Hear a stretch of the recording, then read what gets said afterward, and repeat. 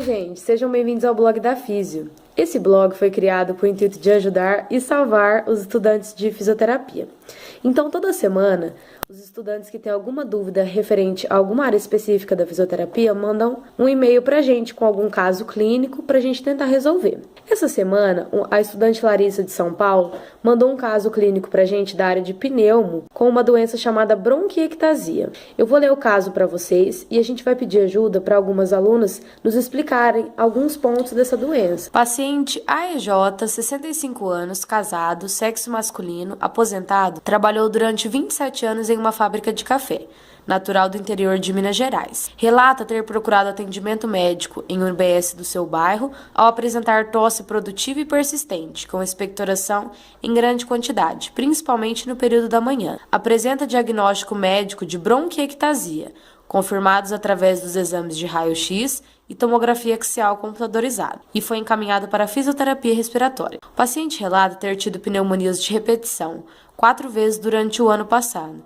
ser tabagista há mais ou menos 40 anos, fumando de 20 a 25 cigarros por dia, e hipertenso, fazendo uso de propanolol, 40 mg uma vez ao dia.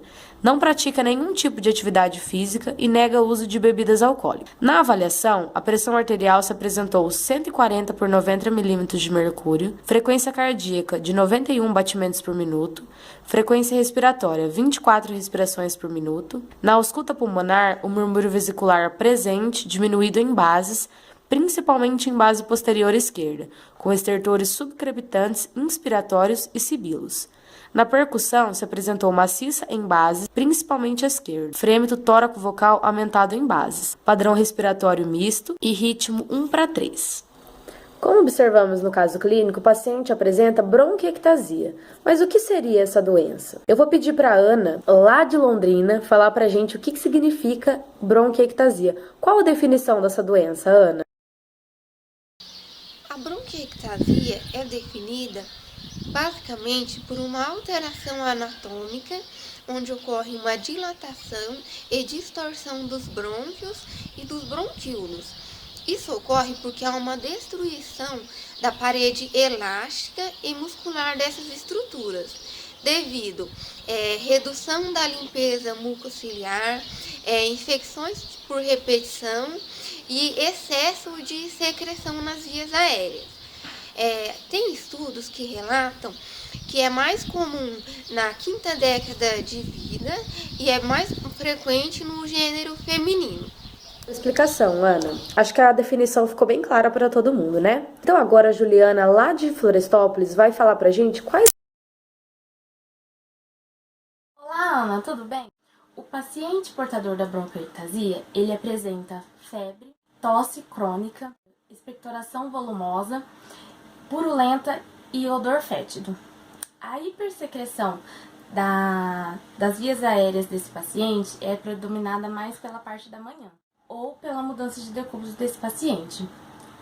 Os pacientes pode apresentar também hemoptíase, emagrecimento, ele pode perder o apetite, inapetência, halitose, letargia e prostração. Obrigada pela explicação, Ju. Agora eu recebi um e-mail perguntando qual a fisiopatologia dessa doença. Então eu escolhi uma aluna lá de Cambé, a Renata, que vai explicar pra gente de um modo criativo qual a fisiopatologia dessa doença. Você pode explicar pra gente, Rê? Boa noite. Para a gente falar sobre a fisiopatologia da bronquiectasia, a gente vai ter que entender um conceito, que é que a bronquiectasia ela é decorrente de uma outra patologia. As doenças mais recorrentes que podem evoluir com uma bronquiectasia são asma, bronquite, pneumonia e síndrome dos cílios imóveis. Existem 3 mecanismos para explicar o surgimento da bronquiectasia. O primeiro deles é o aumento da pressão peribrônquica, como acontece na atelectasia. O segundo é a pressão endobrônquica, que é recorrente da retenção de secreção. E o terceiro nada mais é que a diminuição da resistência da parede brônquica. Esse aqui é a representação de um pulmão saudável. O que vai acontecer? Ó, o ar vai entrar, normalmente, vai para dentro do alvéolo, vai acontecer as trocas gasosas, ele vai para o seu máximo de complacência e vai retornar pela sua elasticidade. Aqui é uma representação de um pulmão com bronquiectasia, tá? Aqui é o seu bronquilo e seu alvéolo. Aqui é uma secreção, tá? Uma secreção que vai ser a nossa obstrução. Essa obstrução vai ocasionar o quê? Uma retenção de ar na parte mais distal, dentro do alvéolo. Como aprisionou o ar aqui, toda essa parte vai ficar sem ar. Então, ela vai se contrair e colabar. As vias aéreas proximais vão atuar com uma força de tração.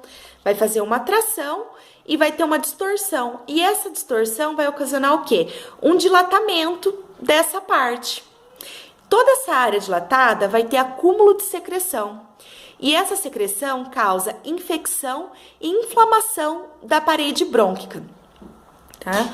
Causando uma destruição do tecido elástico muscular.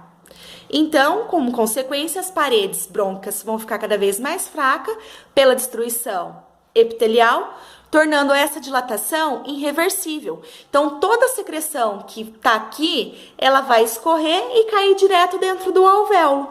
Esse alvéolo vai ficar cheio de secreção, sua complacência vai ficar aumentada e sua elasticidade diminuída. Então, isso vai dificultar as trocas gasosas. Isso é o que acontece na bronquiectasia. Muito obrigada pela explicação, Renata. Então, eu vou chamar outra estudante agora, a Laina, que é lá de Cambé também, e vai explicar pra gente qual seria a manobra utilizada para fazer o tratamento dessa doença. Oi, Ana, tudo bem? Então, nós estamos aqui com o nosso paciente para demonstrar a técnica que foi escolhida por nós, que é a drenagem postural associada à tapotagem, né, relacionada ao caso, né, de bronquiectasia. Então, só para relembrar um pouco do caso clínico, eu vou realizar a ausculta pulmonar, onde já foi solicitado para o paciente retirar a camisa. O senhor vai respirar normal, inspirando pelo nariz e soltando pela boca.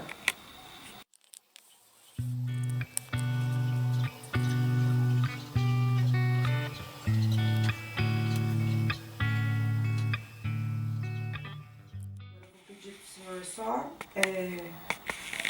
ficar um pouco para frente, isso, para eu fazer atrás, tá? Pode continuar respirando da mesma forma.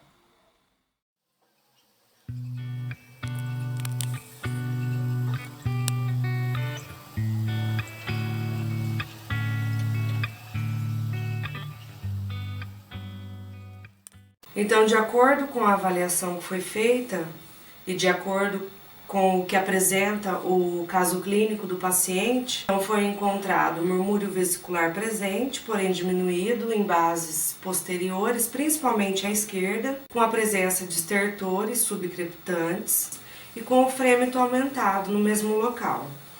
Aí, para realizar, então, a técnica de higiene brônquica, vamos colocar o paciente numa posição de drenagem, onde vai atuar a ação da gravidade sobre o muco do paciente. Então, eu vou pedir para o senhor deitar ali de barriga para baixo, com o tórax acima das almofadas.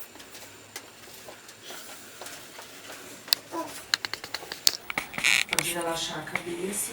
Então, o paciente ele vai ficar nessa posição por aproximadamente de 15 a 20 minutos. Nós vamos associar a técnica da tapotagem, que é a ação mecânica, que vai fazer com que o muco se desprenda e fique mais fluido, fazendo com que o paciente consiga expectorar. Então, para isso, eu vou colocar a toalha no paciente para que não machuque o tórax. O correto é fazer 3 vezes de 20 minutos.